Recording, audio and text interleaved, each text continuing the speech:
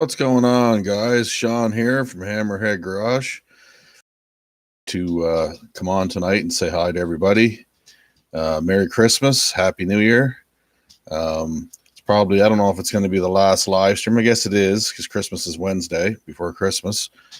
Anyway, I wanted to talk to you tonight about not being afraid to make mistakes. Okay. And for me, that is not only mechanical mistakes, but mistakes in life.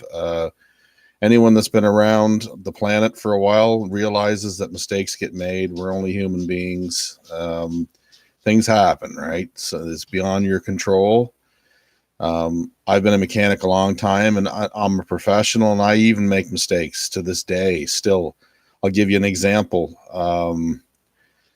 A year ago, I had a customer's Polaris. It was a 2016 Polaris 900 Razor, and it was a fairly new machine. And the guy doesn't take very good care of it, so it was over at my house a lot getting worked on. In any case, he had ended up blowing up the secondary clutch. I don't know how he did it because it's a CVT belt drive clutch system. It's got a driven clutch off the crankshaft with a belt going to the secondary clutch, which is on mission. He blew it up. He wanted me to take the clutch off. I didn't have a factory tool. There's a tool that you can get that goes down inside the clutch housing, and the clutch is a tapered fit onto the end of the crank.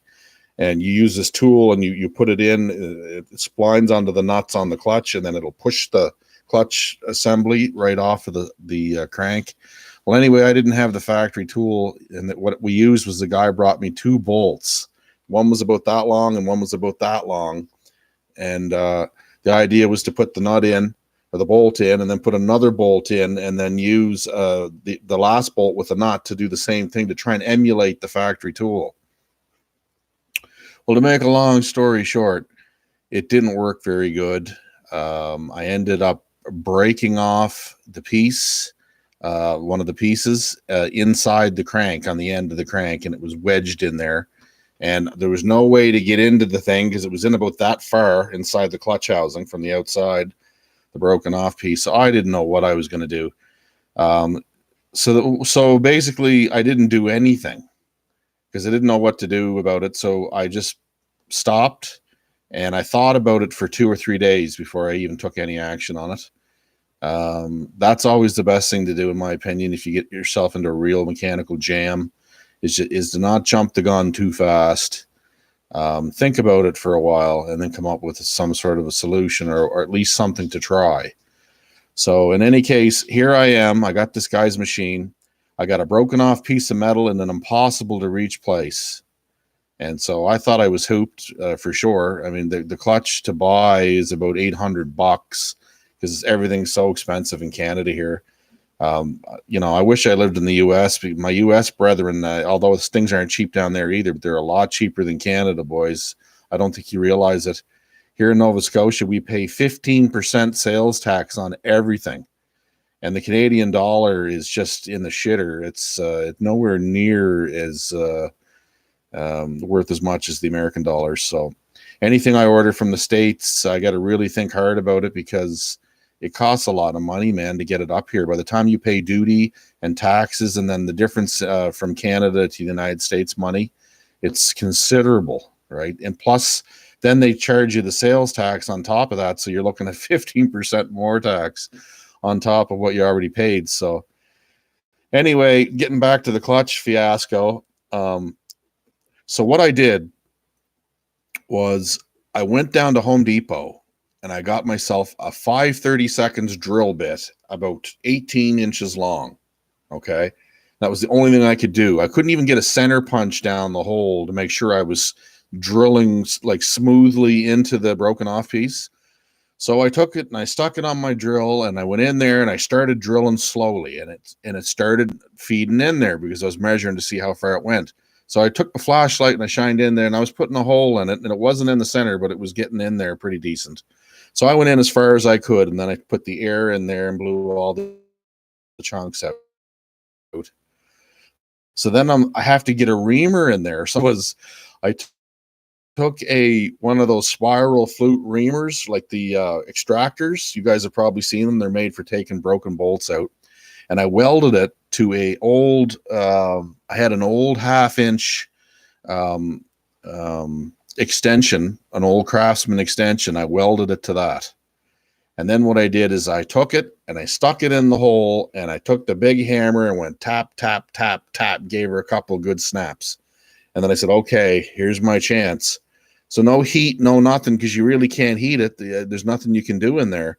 So plus I didn't want to burn the oil seal up that was in there, undoubtedly behind that piece of broken metal, because you're right on the end of the crank on the engine. So anyway, I put the ratchet on it, and I started turning it, and it went a little bit, and then I ratcheted some more, and it went some more, and I just kept feeding it out. And then I noticed that the end of my ratchet started to come out. So I was like, well, I must be getting somewhere with it. Well, lo and behold, didn't the sucker come out of there? And it was stuck right on the end of the extractor. The broken piece was still stuck on there.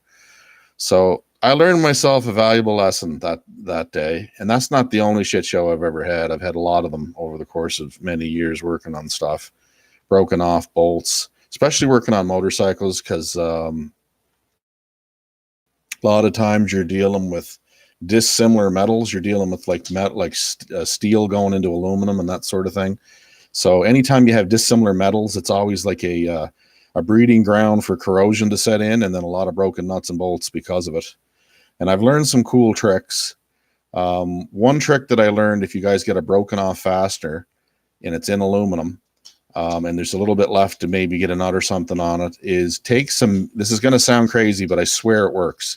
Take some beeswax, get some solid beeswax, and go and melt it all the way around and drip it in all the way around the broken stud a couple of times and let it sit up, like let it harden.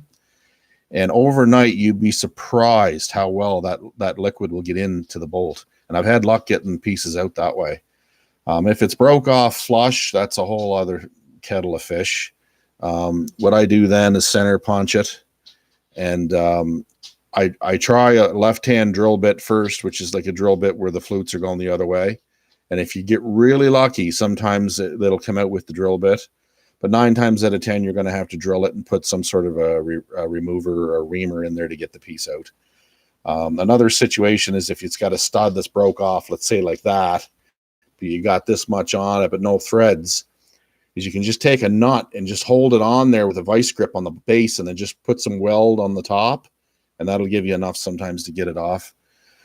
But anyway, what I'm trying to explain or say to you is, if you're doing any amount of work, and this was brought to my attention today by my buddy Skull Garage. I don't know if you guys check out Skull Garage, but you should, because those guys are awesome. Dale and Colton and Justin, they're the real salt of the earth, those boys. In my mind and what I've seen in mechanics, those guys are the real deal. They do everything outside. They don't have a great pile of money to get anything done, but they do what they can with it. There's my dog knocking everything over. But they do what they can with what they got. And it's amazing the stuff they get done. And he had a post on Facebook today that says, don't be afraid to fail. If you're not failing, it means you're not doing nothing. And I was told the same thing by an instructor in motorcycle mechanics. He said, Sean, if you're not breaking stuff and learning from it, you're not doing anything. You're just sitting on the sidelines. So go ahead, get in there, get greasy, get dirty, get filthy, and break stuff. I mean, try not to, but I mean, if you break something, learn from it. Learn as much as you can from it. That would be my advice to you. And don't be afraid to try something you don't know. I mean, jump in there with both feet, man. There's so much information available if a person just takes the time to try and find it. And it's not all on the internet. Like I was telling you last week, go get a book. The libraries are still open in in the United States and Canada, as far as I know. I mean, I haven't been to the library in a number of years, but we have one in my town here. But there's all kinds of books available, and if you can read it, you can learn a lot of things. And don't be scared to reach out like to somebody maybe to get a second opinion. I've had to do that before, and I do this for 11 boys. And you got to reach out and get an opinion on something. Maybe somebody's gone down that slippery slope, maybe let's say that you haven't been down yet, well, by all means, get some information from somebody that's already been where you are. You know what I mean? And not to say that I know everything. I certainly don't. I learn all the time. I got a friend in Alberta. His name's Bill.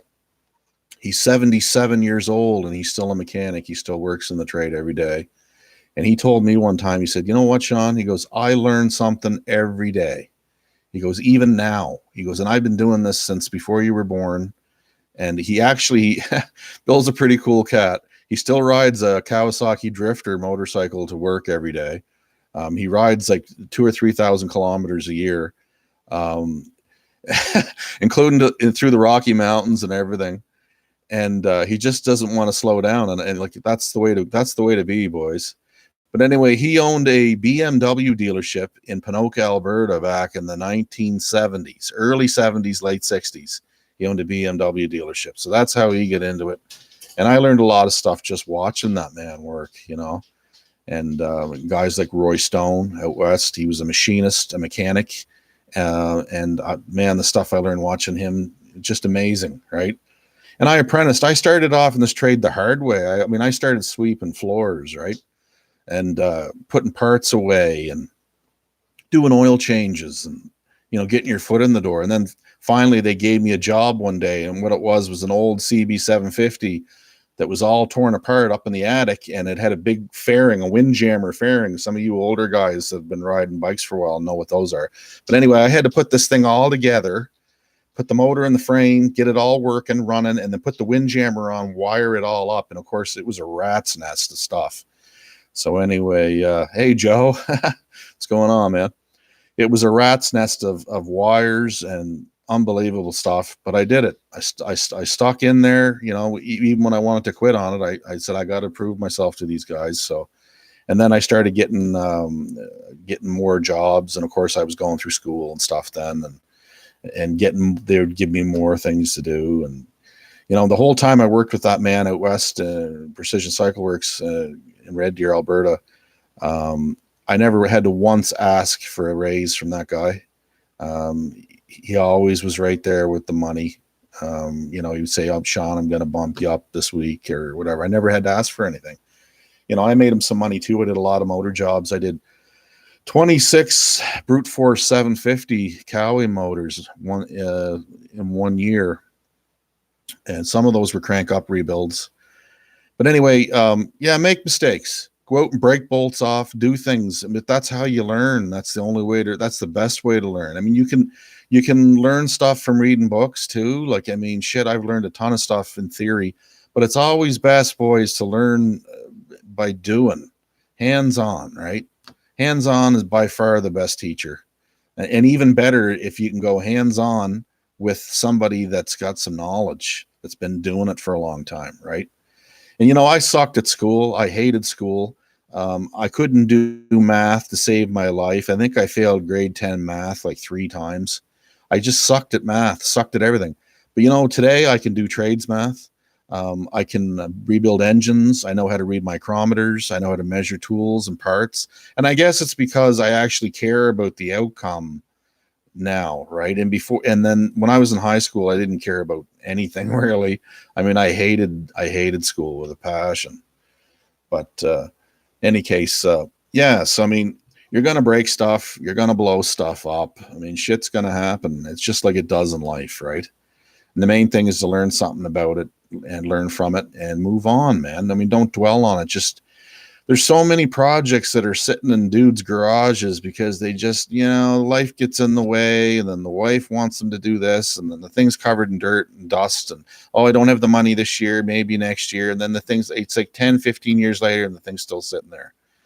You know, you got to make a choice. You have to prioritize it somehow. I mean, all of us have families, but we find a way to make it work for us. We find a way to do it if it's something you want to do.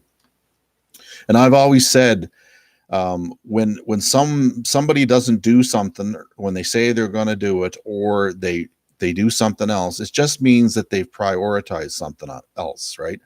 I mean, stuff does come up, emergencies happen. I mean, of course, right? But it's an excuse 9 times out of 10. That's why projects don't get finished, right?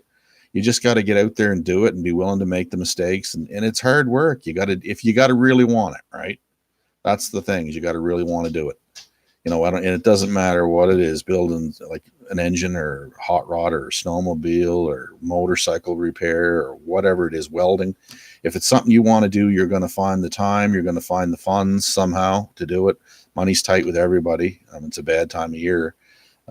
Christmas costs a bloody fortune for most folks. But in any case, I want to let you guys know that the channel is going strong. I got lots of ideas for content in the new year. There was supposed to be a special guest on the broadcast with me tonight. He couldn't make it. He had family obligations, but I will be having him on in the new year, and you guys are going to like this fella. He's well accomplished, and he's got some pretty cool projects on the go too. So he's going to collaborate on some streams. Make sure you hit the subscribe button, ring the bell so you'll get notifications of these streams. We do them every Sunday night, 8 p.m. Until whenever. This one's going to be short tonight. There's a few other streamers I like to check out on Sunday nights. So after this is over, I'll be going to check those out. But let me know in the comments, guys, if there's some sort of other topic you want me to follow or to check on or to do or to touch on. I'm all about trying to entertain you guys. The winter months is kind of tough to do it because it's cold here in Canada. It's dark at 4:30, and unless you got a great big 60 by 40 shop and you got all your stuff inside, it's kind of tough to get anything done. But we're going to do our best. I'm planning some projects. Like I said, I'm planning a trip to the engine machine shop here shortly. I got some friends in town here that have an engine machine shop, and there's always some cool stuff going on in there. So we'll check that out and videotape some of it for you guys so you can check it out. In any case, so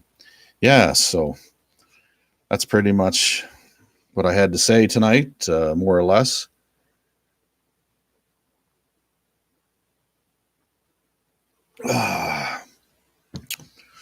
So anyway,